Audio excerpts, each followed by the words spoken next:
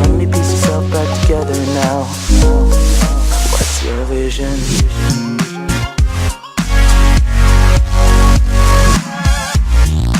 So while we all went about our lives yesterday, we came very close to a catastrophic event here on planet Earth, and we didn't know about it. It turns out we just missed getting hit by an asteroid, a piece of solid rock, roughly the size of a 10-story building. Now, I say just missed because it came within 45,000 miles of us. That's a lot closer than the moon is, and scientists say way too close for something that big. Had it struck, again, the people who tell us about these things, say the impact could have had the force of 1,000 Hiroshima-strength atomic bombs over a huge area of the Earth. There are quite a few theories about how the world might end. For example, it's been suggested that there could be a big solar storm which would take the world out. Well, we get solar storms from time to time, and they're a bit troublesome if you're an astronaut. Indeed, not good news if you're an astronaut. But down here on Earth, we're protected by the Earth's magnetosphere, the effects of the magnetic field. And okay, solar storms can disturb that. They can produce currents in power lines that sometimes cause trouble. They can take out satellites, stop satellites working. So they could affect our GPS and any telephone calls that go by satellite, for example. But they're not going to end the world. Every so often, asteroids do hit the Earth. We know, we can see some of the craters. There's Meteor Crater, or Barringer Crater as it's properly called, in Arizona. And there's traces of a very big crater, partly on the Mexican Yucatan Peninsula and partly under the sea. That big crater was the result of an impact about 65 million years ago, and it's thought that's what caused the extinction of the dinosaurs and many other things. So a big thing like that could cause us some problems. Broadly speaking, what happens is when something big like that impacts, it not only makes a crater, it kicks up a whole lot of dust into the atmosphere. And the atmosphere cuts out the sunlight, and that stops crops growing and foods fail and there's starvation and so on. So that is something we need to look out for, and we are looking out for. There's an array of telescopes all around the world monitoring the sky night after night, actually monitoring about 1,000 potentially hazardous objects, things that might come and hit the Earth one day. As they monitor them, they discover that the vast majority of them won't, that as they get the orbit more accurately, they see it'll miss the Earth. But if there was something coming to hit the Earth, we'd get 2 or 3 years' notice. And even with today's technology, we could divert it so that it didn't impact the Earth. And there's research going on all the time which will improve that technology so that it gets easier to divert an incoming asteroid. We've got no knowledge of any big asteroid coming to hit us. Some of the techniques they use to deflect an asteroid, one of them is to paint it white all over, which means it reflects sunlight very well. And the sunlight bouncing off the asteroid will push it sideways so that it'll move away and not hit the Earth. That's one of the neatest solutions. But they're also developing what they call gravity tractors, satellites that are pretty heavy and through their own gravity can attract the asteroid and make it change course. And there's also some that will actually physically hook onto the asteroid and tug it aside. So there's lots of ways of doing this. The magnetic field of the Earth, the thing that makes your compass point due north, that flips over every so often. And I'm using flip as a geologist would use flip. The flip actually takes 5,000 years.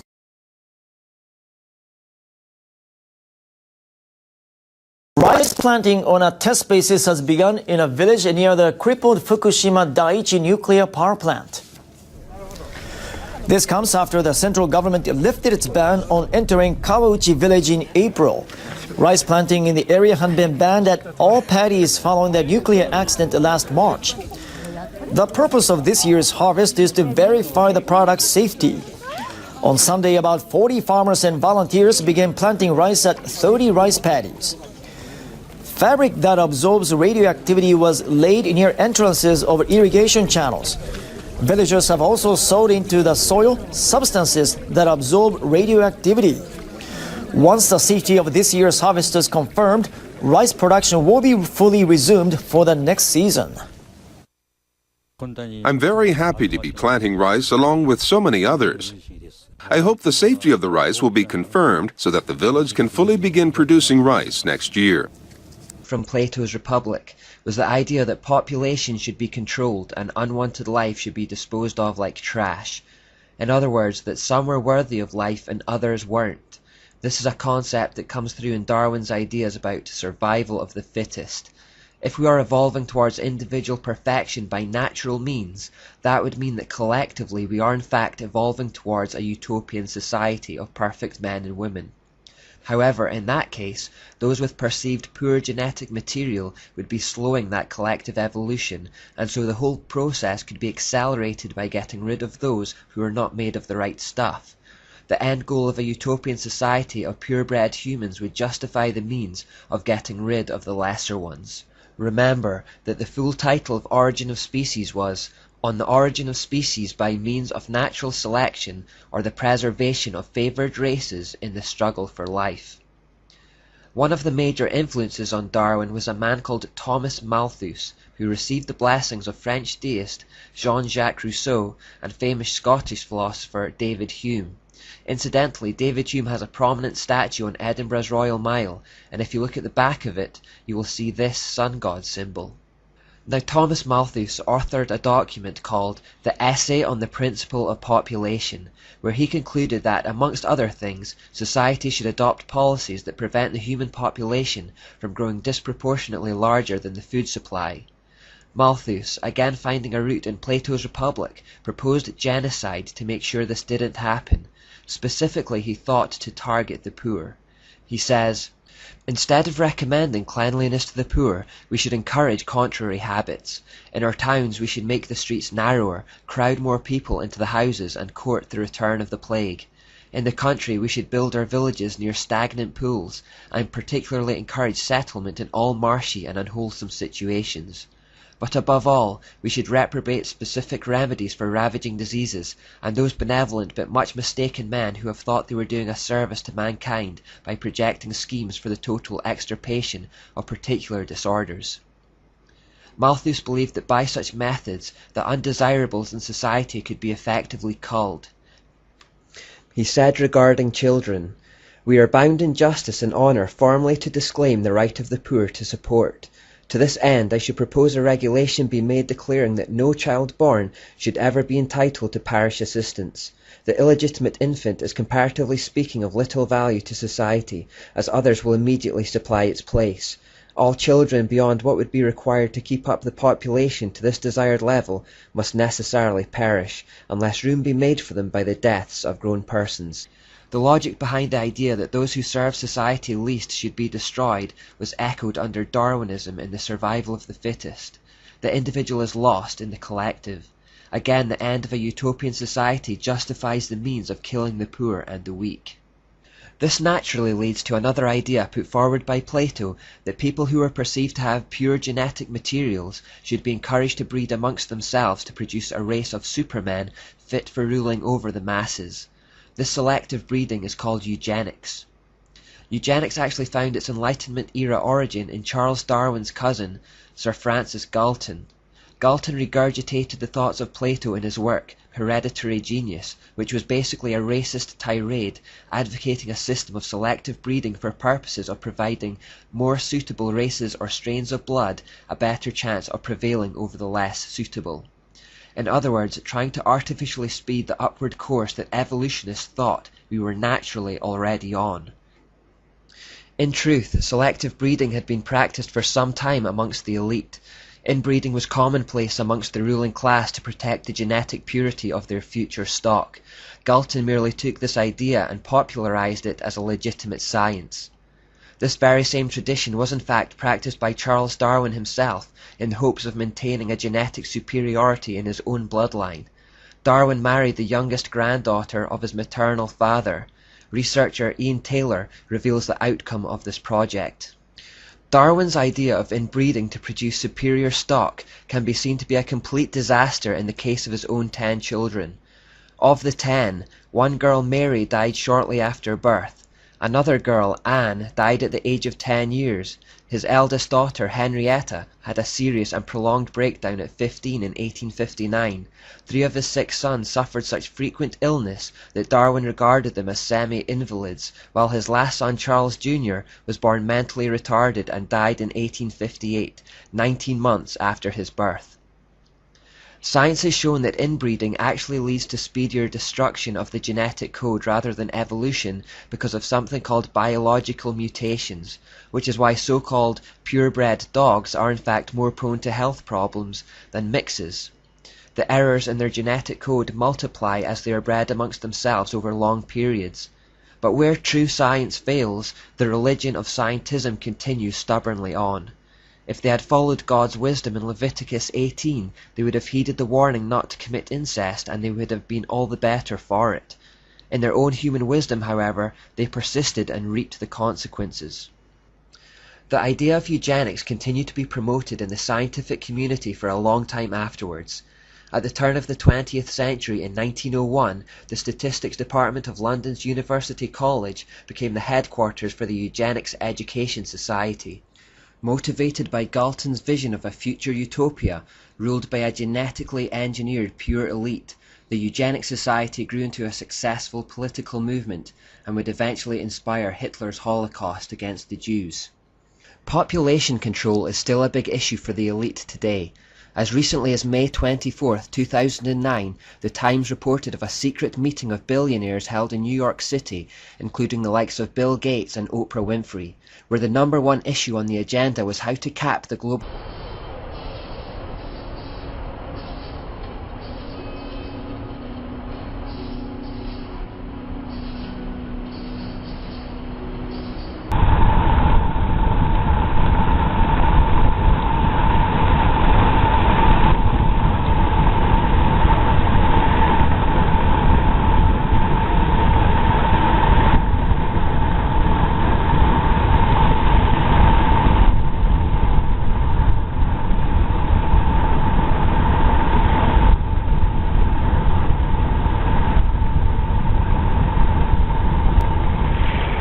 Look at it. This is what's washing up. And as it washes up, it's bringing all these jelly things. What is that?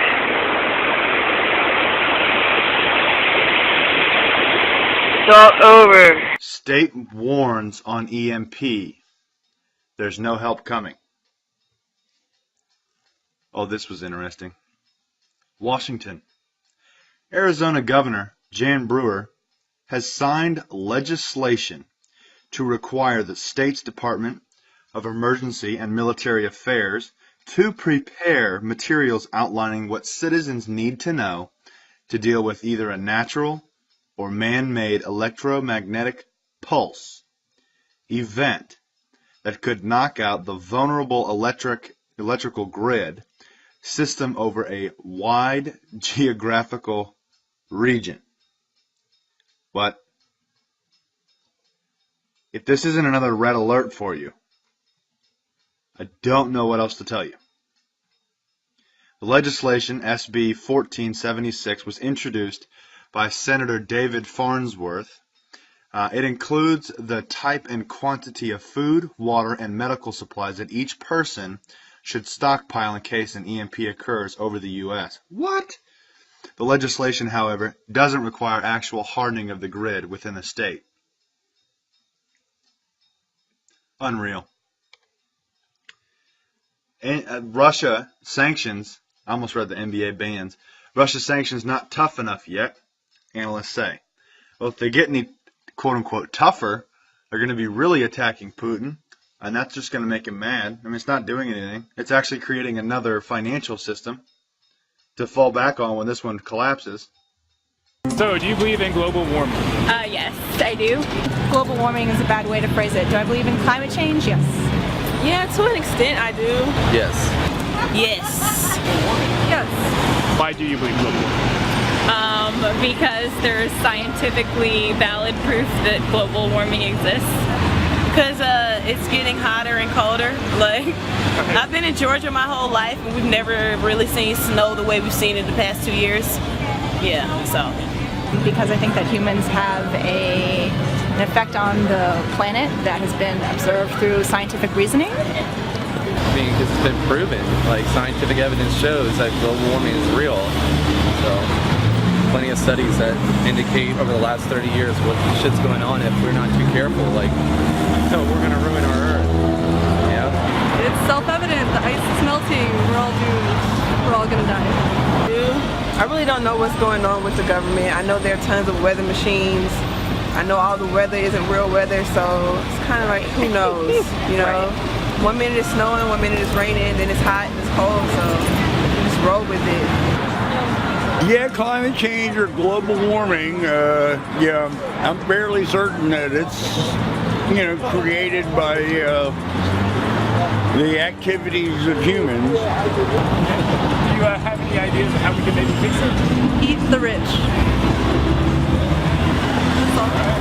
Appreciate it, thank you. Here's why some believe a pole shift, a serious one, a complete one, may be on the near horizon. On December 29, 2003, NASA released this article about our migrating pole. The bottom location, 1831, in approximately 70 years it moved up 1 notch to 1904. Approximately 70 years later, up in 1972, it moved considerably more. And it moved about that same distance in 29 years, well less than half the time.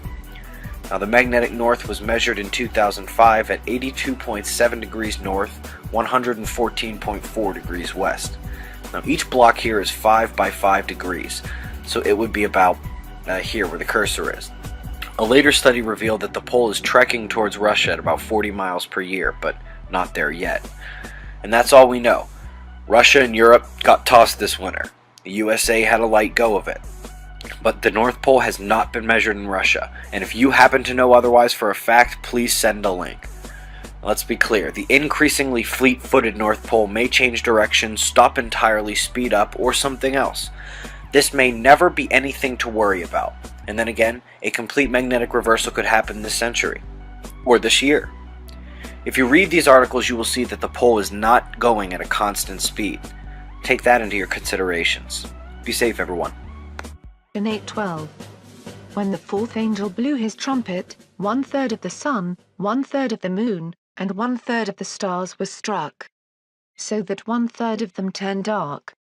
1/3 of the day was kept from shining, and also the night. I believe this judgment may be declaring a shift in the axis of the earth.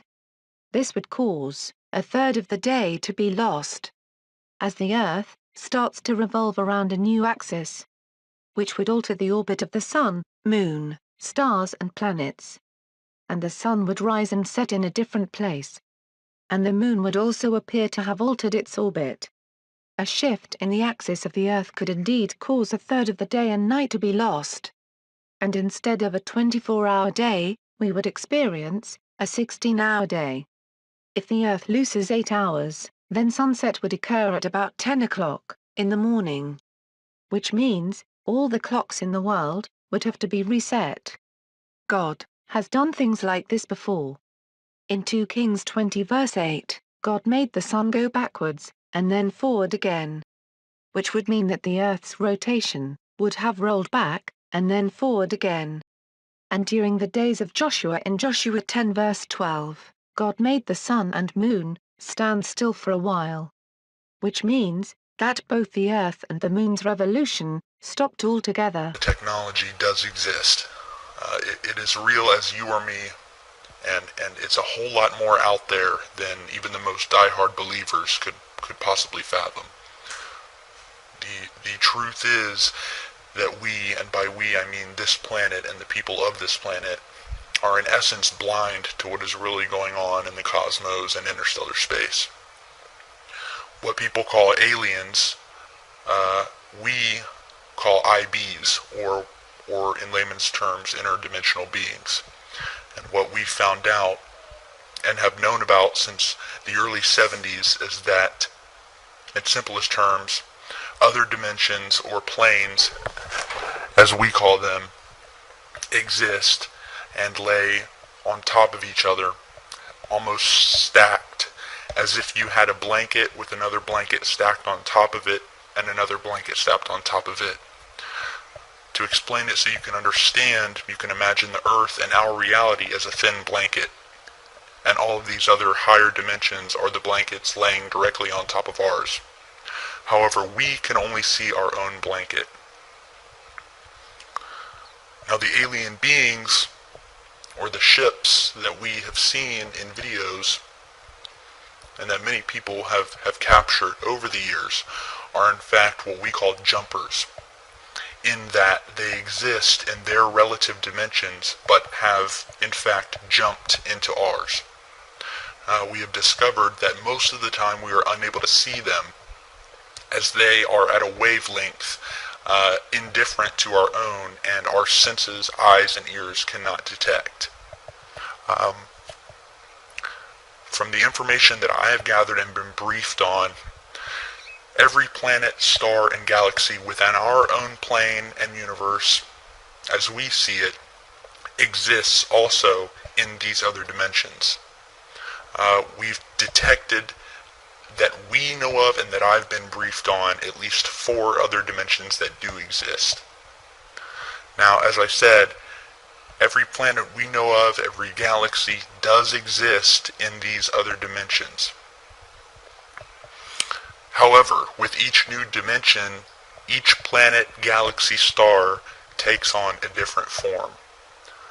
To explain it in the most simplest terms, you can look at our own planet, Jupiter, which is in the outer reaches of our solar system. Now, to us, it's a deadly gaseous planet, completely uninhabitable.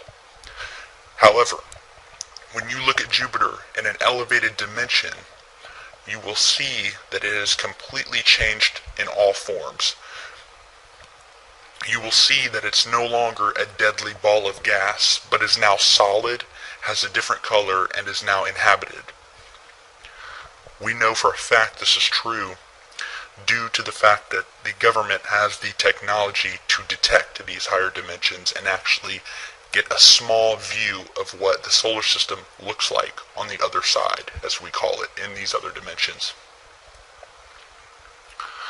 There is much we do not know about the universe and how it works. However, here are the facts that I can confirm as truth and were made known to me, and that I and the other people that I worked with have been briefed on.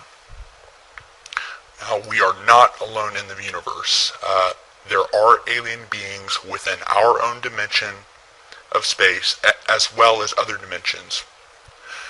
The planet Earth is an early stage, I guess you could say, training ground, if you will, whereby which we as beings will live until we advance to the higher dimensions. Now, we are not the bottom of the food chain, and we have discovered that there are at least 2 dimensions below our own plane. But that is as far as I will go regarding that. Now, I'm getting a little bit low on time, so I will leave you with a few other important things that people will no doubt want to know about later in time once this video is made public. Now, these are things that I have been briefed on by my superiors and that are common knowledge in the Black Ops community. Now, the planet that we know of as Mars was at one time inhabited, but again, at one time was wiped out by the people who inhabited the planet, which were much more technologically advanced than we are. Which we discovered by testing and analyzing the chemical residue found from the blasts around the planet, as well as artifacts that we've also discovered on the planet, including the infamous glass tubes seen in the few of the publicly made photographs from NASA. Now these are not glass structures, but a glass-like material that is about 1,000 times stronger than any material or steel that we have on our own planet. These tubes were used as a means of travel underground and above ground by the people who inhabited this planet. It is thought from our research that there are still an ET presence inhabiting Mars, but again, this is as far as I will go, and that I was briefed on regarding that matter. Now, I'm not trying to be completely vague, but I am trying to give you a picture of what is going on out there that doesn't completely put me in more danger than I am already in just by revealing the few things that I have. One of the last things that I will reveal, and that is definitely a fact, and that I have been briefed on, and that many other people involved with the Black Op community have been briefed on, and that is our own moon, which does in fact have alien bases on it, and also has bases from our own government. Now, there is an ET presence, which is primarily located on the dark side of the moon. The Apollo program was in all actuality a reconnaissance mission, so that we could research what was exactly there and who. You will notice that many of the photos from the Apollo missions have airbrushed out buildings and bases, and this is the truth of the matter. About half of the video that you will see that is documented from the Apollo missions was in fact shot here on Earth at Area 51. In fact, if you look at satellite imagery, you can actually see what's left of a crater field created at Area 51 that was used in the filming.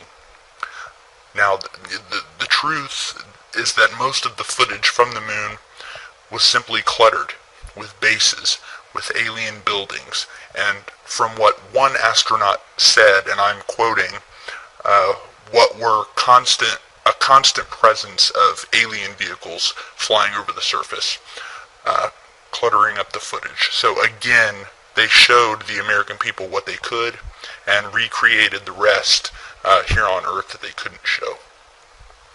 From what we know, the dark side of the moon is where most of the alien presence is located. It's a more primitive alien race from what we can see, and our research tells us. It's more primitive than the alien beings you would see on higher dimensions, but still thousands, if not millions of years ahead of us. Now, we have our own bases, which are primarily located in or near the Sea of Tranquility, which is the site of Apollo 11, and also one base that I know of located near the crater Sabine D. To this day, we're still sending secret missions to and from the moon. However, I do not know the complete details of what we are doing. A war is being waged that you may know nothing about, the war against the homeless. On April 18th, the ACLU sent a letter to both the Department of Justice and the Detroit Police Department urging that the practice of dumping the homeless be stopped. A year-long ACLU investigation claims the following. Detroit police officers stopped people perceived to be homeless in the tourist area of Greektown in Detroit. They forced them into vans, took them for a ride, and deserted them miles away. The sad truth, Detroit isn't the only city that treats the homeless this way. Joining me now from Detroit is Michael Steinberg, legal director of the ACLU of Michigan. Nice to have you, Michael. Thank you, Melissa. So tell me, what did your investigation show that the police were doing to folks who are experiencing homelessness in Detroit? Essentially, what the police were doing were kidnapping individuals off the streets of tourist-friendly areas of Detroit, putting them in handcuffs, throwing them in the back of a wagon or a police car, and transporting them either outside the city or to deserted parts of the city and abandoning them. They then tell the individuals that they weren't welcome back into Greektown or other tourist-friendly areas. Sometimes they'd make it difficult for them to return by making them throw their money down a storm drain.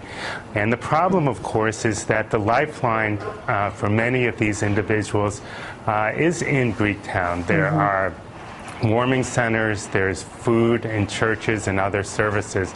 So they'd have to walk sometimes through the middle of Michigan winter. One person had a blood clot in his leg, and it took him over 3 hours to get back. Michael, I want to take a moment and listen to some of the men talking about their own experiences, and then I'll have you respond to something. Okay. Didn't ask who we were. You know, get in the van. I asked him if I was free to go. He told me no. You took like maybe a 15-minute ride. You don't know where you're going. You don't know where you're ending up. Maybe when you get there, you're abused in some way. What would that feel like? And we're walking back. It took us almost 5 hours to get back. Walking, it was cold. So, Michael, have the Detroit Police Department or the Department of Justice addressed these concerns? Well, we had the quickest response time in Detroit by the police in history, I think. As soon as we sent our letter, they sent over 2 members of Internal Affairs saying they wanted to investigate it. They've met with some of the individuals that we've spoken to, and we hope it will put an end to it. We've also reported it to the Department of Justice because we believe that the practice violates the consent judgment that was entered into between the DOJ and the Detroit Police Department. So, Michael, part of what we've been talking about this morning is criminalizing drugs, but there's also this kind of impact of criminalizing homelessness. And we were looking at not only in Detroit, but sort of all over the country, municipalities doing things like making it illegal to sleep or sit in a store or in personal buildings, laws punishing people for begging or panhandling, enforcement of these so-called quality of life ordinances. Tell me, is there a war on the homeless? You can definitely appropriately characterize it as a war on the homeless. We are challenging a state law in Michigan that makes it a crime to beg in public.